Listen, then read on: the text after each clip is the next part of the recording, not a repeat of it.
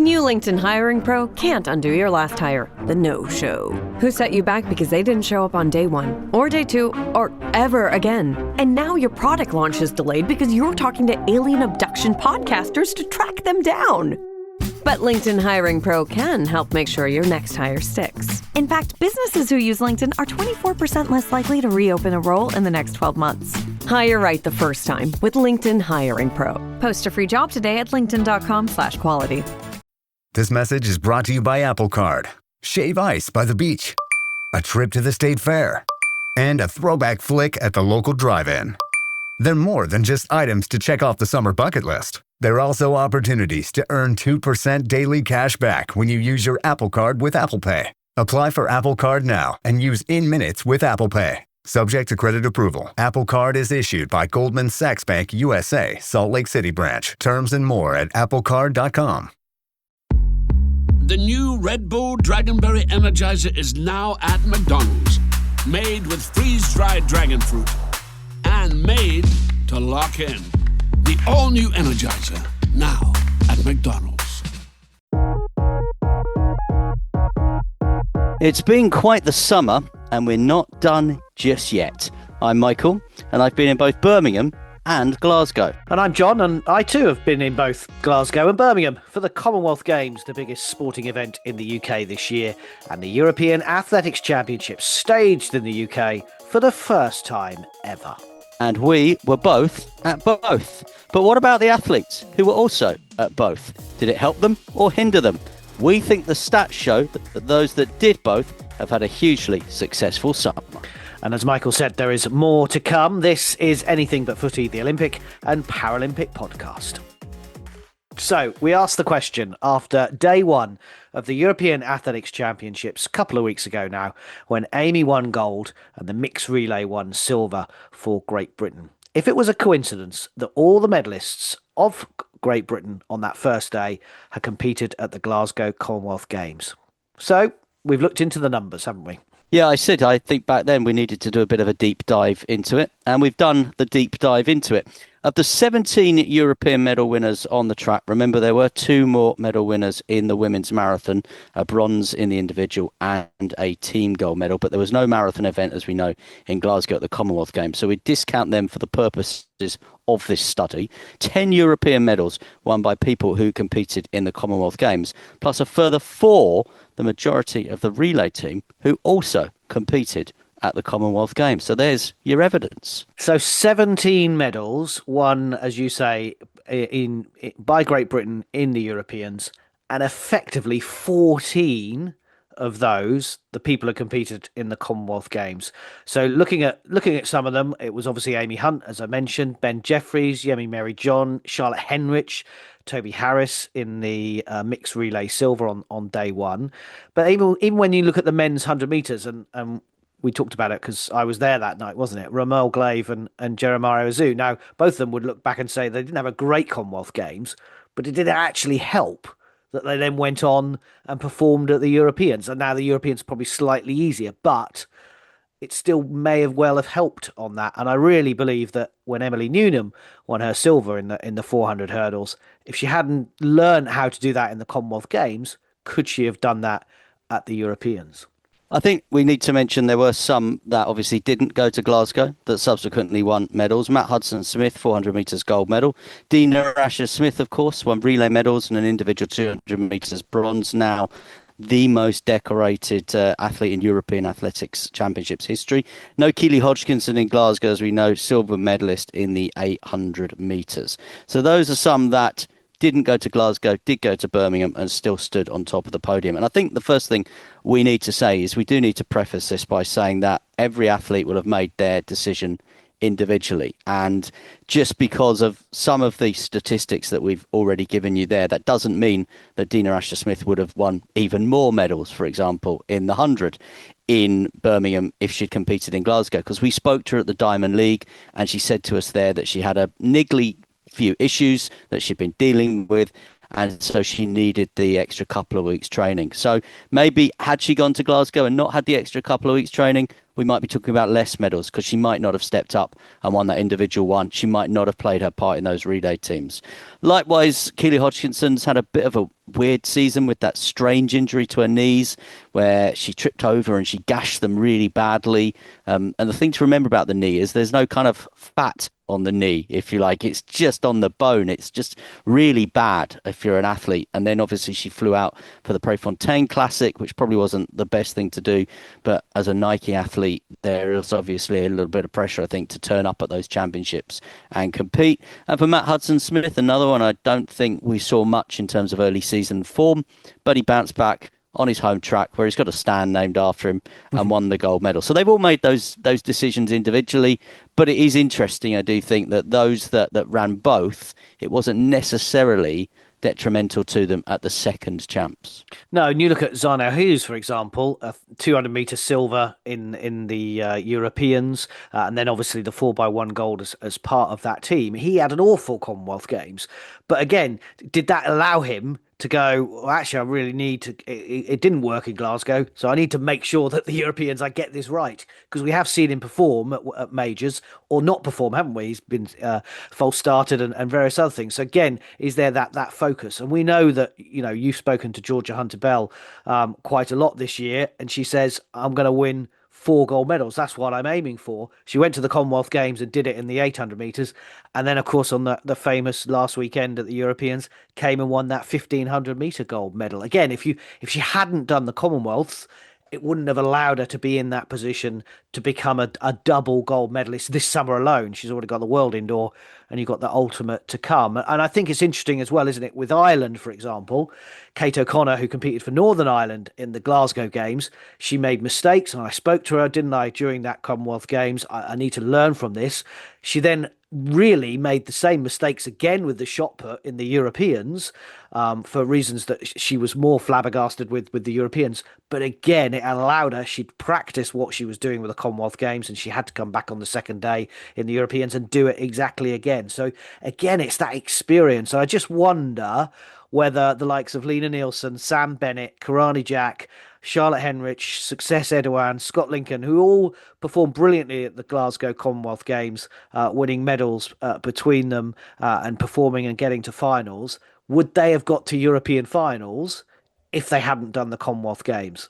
I think some of them probably would. I think you mentioned the likes of Lena Nielsen. I think she was what's the word? I think Lena was hampered by the fact that she had to run an extra round when she got to Birmingham, and she was angry about that because I think she looked fantastic in that first heat and that semi-final. I think it was the final that caught up with her. I think Scott Lincoln would have been a finalist. I also think some of the other names you mentioned probably would have reached the finals as well. But the two performances for me that you've mentioned there, the most impressive, Kate O'Connor to be able to do back-to-back heptathlons, that's not so easy. And with all due respect to someone we're going to hear from very shortly, Jaz Sawyers, if you remember when we spoke to her at Diamond League, I think it was, and she basically said, look, for a long jumper, you've done a long jump at the Commonwealth Games, she's won the gold medal there. It's actually quite a break to go and do another series of 6 jumps potentially. So not really an issue. But for a heptathlete to peak twice in such a short space of time, fantastic. And for Georgia Hunter-Bell, I mean, history shows us you can win an 800 and a 1500 in quite close timeframes. Dame Kelly Holmes did it in 2004 at the Olympic Games. So, I think Georgia Hunter-Bell knew that she could do it with a slightly longer time frame this time around. But yeah, as I said, I mean, joking aside, those are the two for me that really impressed. Not just the fact that Kate O'Connor won gold and then gold, but the way Georgia Hunter-Bell won gold and was dominant in both races as well. That's what I think really showed me that she'll go on to Budapest now in the Ultimate Championships, and we'll talk more about that event shortly. But I just think she's riding such a crest of a wave at the minute, and she knows how to win. She knows how to win different types of races. If she gets there, she stays fit, she stays healthy, because we know when she went to a previous championships, when she'd had a bit of illness, she didn't perform. If she can stay fit, stay healthy over the next, 2.5 weeks to Budapest, then, I think anyone in the world will struggle to beat Georgia Hunter-Bell. And you said, I've spoken to her a lot this year. I speak to her a lot every year. You do, to be fair. So the statistics show people who won European medals, 82% of them had competed at the Commonwealth Games. Whether they were successful at the Commonwealth Games or not, they'd been there and they'd been part of it. And I just think that we're not saying, as Michael said, one way or the other is the right way of doing it. But there are some success stories this summer that now really stand out because of what they have achieved and what they've gone on to achieve, whether they started at the Commonwealth Games and then finished at the Europeans. And as I say, as Michael said, there is the ultimate to come, which we will talk about. So one of the stories of both Glasgow and Birmingham was the Commonwealth gold and the European long jump silver, Jaz Sawyers, who had a chat with Michael as they were packing up in Birmingham last week. Jasmine, congratulations. You're clearly thrilled with the silver medal. I am. I'm so thrilled. I actually went into the champs ranked 11th, which, says maybe you'll scrape into the final. So I had no intentions of doing that. But to come away with the silver, I thought I was capable of being right up there. And with a podium that tight, 2 centimetres between gold and bronze, I was right up there. I couldn't quite find another centimetre today, but I'm not upset about it. I'm not. I've got years to keep improving. That's the best series of my life. It's an outdoor personal best. It's a post-Achilles PB, and it's 1 centimetre off my lifetime best. And I put it together in a championship in front of a home crowd. It's beautiful. It was such an amazing night to get to do. At one point, I just turned around, watched the crowd while Georgia was running, because to watch them and realise that they're all here to support all of us. They want us to do well. They're willing us down the runway. That it's beautiful, and these moments are the ones that, when it's bad, you work hard to get back for. So yeah, it's not a goal, but it's perfect to me. Yeah, I was going to ask you, because I've seen you get to jeopardy moments where you had like one jump to qualify for a champs and things like that. So this week, just to have been able to one jump, qualified, final, one great marker, straight out there in the final, is that as good for you as actually what's hanging around the neck? Yeah, so that kind of tells me what I'm capable of, for the next couple of years. It says that when I need to get one out, so that I can just relax and calm down and we can just compete, I'm able to do that. I'm able to do that as long as I'm healthy. I think that's been such a huge thing for me, is making sure I get to the championships without a giant interruption. And it's been hard to do it, and it's taken some difficult decisions, like pulling out of British Champs, which I just hated and felt like I was copping out. It was awful. It was in Birmingham. I love competing in Birmingham, clearly. But it was decisions like those that in the past I've not made that meant I was ready today. I was ready yesterday. I'm here. These last 2 weeks have been unbelievable for me. And when you watch what else was happening in the team, your friends like Dina and Amy, to have not joined the party would have really stung, wouldn't it? It would. I did want to be involved. Just the first day watching on TV, I saw these medals. I went, they're nice. I would like one. So I'm very pleased I managed to get myself one. When the team is doing well, it just kind of feels like, well, that's what we do, so I must. Which is a nice way to do it, because it almost feels inevitable. It feels like you're part of something successful. And so, I felt watching Georgia especially come past and be like, yeah, she did what she's meant to do. And I'm thinking, I have a feeling, I felt I was meant to win a medal. I felt like I was good enough, competitive enough. And I did. It would have been nice if it was gold, but I think I just can't find it in me to be mad about it. Maybe in 2 weeks. Now, what's been great about British athletics this year is people have been confident. They've said what they're going to go on and do. Josh Kerr said, I'm going to break that world record. Amy Hunt said, I'm going to win 4. Georgia's told me she's going for a 4th title at the Ultimate Worlds. What's Jaz Sawyers going to do then? So, interesting.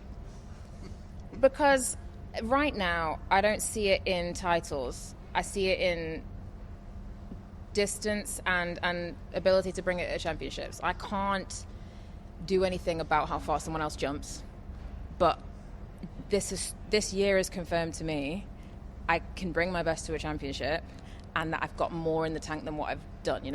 That's my best series ever. I'm on the up. I'm improving. I'm the best I've ever been, and so surely podiums, right? I don't think I've got the brazen statements like Josh Kerr. I haven't got that in me. But the reason I'm still here is because I believe I can be on global podiums.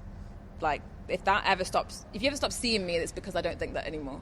It's always been the case, even when I've been failing to make finals at anywhere. I was there because I believed I could be on the podium. That's always where my head's at. Well done today. It's late. You only live up the road. Get home. Bye. Thank you.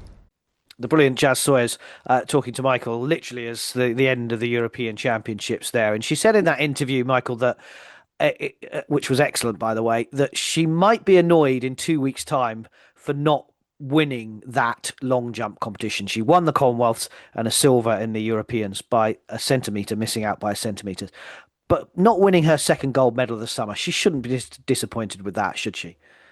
Well, no, I disagree. I think she should be, because if she's not disappointed with coming second, then what is she in the sport for? She's in the sport to win. She's in the sport to win championships. She's in the sport to win gold medals. And I think this was an opportunity for her to win 2 gold medals. And I'm jesting slightly, because a gold and a silver medal is an absolutely fantastic achievement. And hanging on to speak to me there after midnight, by the way, to do that into the last interview I filed from the European Championships. It was actually into Monday morning. As you say, they were literally packing things up and removing portaloos from around us as we were talking there. But she has always been someone that wants to be the very best. She knows she can compete and win global medals.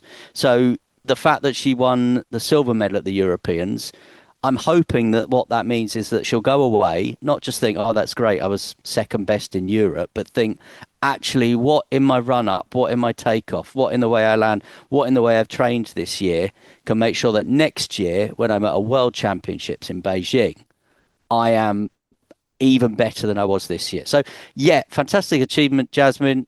I know you listen. Gold and a silver. But it's not that she's not the finished product, because she will want more. And I think she'll be the first to say that she will probably sit there and go, I could have won 2 goals, and I do want more as this season concludes. And she's been back in action, of course, in Diamond League and other meetings that are happening. And she'll want more as she goes on. She will sting from missing the last Olympics, which she missed after that injury. And she will be one of these that thinks and knows in her head that if it all comes together on the day, she could be an Olympic medalist. And that is what she will hopefully use that silver medal in Birmingham to try and propel her over the next couple of years to win a world and an Olympic medal. So what I think this summer has given her is that it's putting her back to where she was prior to that injury. So you mentioned the ACL, the awful injury she got before Paris, but winning the gold, winning the silver, and just missing out on gold. Let's be honest, as you say, but it's put her right back to where she wants to be. And she's now probably given her that new focus, as you say, to go, right, I can do this, and I can win a major medal in the Olympics or at the World Championships. We'll keep our fingers crossed, and as we say, always good to catch up with Jaz, even if it is in the wee small hours of a Monday morning. So we did say there was more to come from this sporting summer, and the more is the Ultimate Athletics Championships in Budapest, and we're going to be heading out there for a few days. So it's going to be a 3-day champs, 28 finals, straight finals in all the field events. And when I say all the field events, they've not got all the field events, selected field events. There'll be straight finals in the 1,500 and the 5,000 metres. Some of the track disciplines, 800 metres and shorter, will also have a semi-final stage and then a final. They will offer a huge prize pot, the largest prize pot in track and field history, $10 million up for grabs. Everyone that competes will leave with some money. So it's a bit like Wimbledon in that respect. Even if you just get into the first round, you will be taking home what could be for some athletes a decent, not life-changing sum of money, but something that could pay for a training camp or pay for a nutrition plan for next year. $150,000 for individual champions. No country quotas, so it's just the best of the best. Could be all Americans, all Jamaicans, all Brits, and Amy Hunt, for all we know. Automatic invitations have been extended to the 2024 Olympic champions, so that means Keely Hodgkinson, 2025 World Champions, but winners of this year's Wanda Diamond League will also earn an automatic invitation. As I've said, I'll be there. We'll have updates every day, and let me just let you into a bit of a secret here. So, as you know, in Birmingham at the European Championships, I had the opportunity to spend a bit of time with World Athletics President Seb Coe. And in that interview that we did with Seb Coe, one, he promised me he'd get me a ticket for the Ultimates if I could convince TalkSport to send me, which we've subsequently done. And two, there was an off-the-record discussion, shall we say, about the participation of Josh Kerr. And obviously, under the criteria as it was, Josh Kerr was not necessarily going to be invited to the Ultimates, which would seem a shame for someone that broke a world record over the mile in London. But we were told basically watch this space. And yes, Josh Kerr has received an invite to take up, and it will be a Kerr against Inga Britson battle, as they've both essentially been given wild cards. They have. They've been given the, quote, exceptional invitation, which I think is at the president's behest, isn't it? By the sounds of it. They will both be there. They'll both be going straight to the 1,500-metre final, as you rightly say. And, of course, we spoke about it in a previous podcast, Inga Britson declaring that Josh Kerr was ruining the sport by not turning up at the Europeans. So it's the Commonwealth gold medalist of the summer against the European gold medalist of the summer at the Ultimate Championships. And Michael will be there, and as we say, we'll be bringing updates on anything but footy throughout the 3 days and a couple of days either side as well. Michael will be spending a few days in Budapest and keeping us bang up to date. It's going to be a big one, and the summer continues, so make sure you stay with anything but footy.